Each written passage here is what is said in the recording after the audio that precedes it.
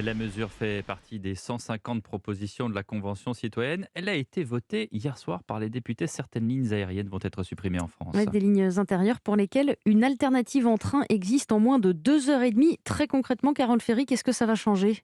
Eh bien, ça veut dire qu'il n'y aura plus de vol entre Paris-Orly et Nantes, Lyon ou Bordeaux. Il y aura toutefois des exceptions au départ de Roissy pour les correspondances, quand nous pourrons à nouveau voyager. Si vous décidez par exemple de partir en Thaïlande depuis Lyon, eh bien vous pourrez toujours prendre l'avion depuis Lyon pour récupérer votre vol à Paris. C'est au final une mesure à minima qui a été votée.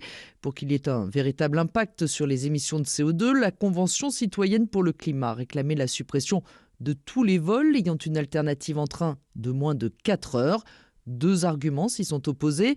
Le risque sur l'emploi chez Air France, alors que la compagnie est déjà frappée de plein fouet par l'épidémie de Covid, et le risque pour certains territoires de se retrouver complètement enclavés.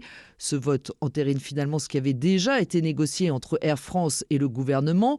L'État avait en effet conditionné ses aides financières à la suppression de ces vols intérieurs. Le décret devra encore préciser si d'autres lignes sont susceptibles d'être concernées, comme Paris-Rennes ou Lyon-Marseille. Merci Carole Ferry du service économie d'Europe 1.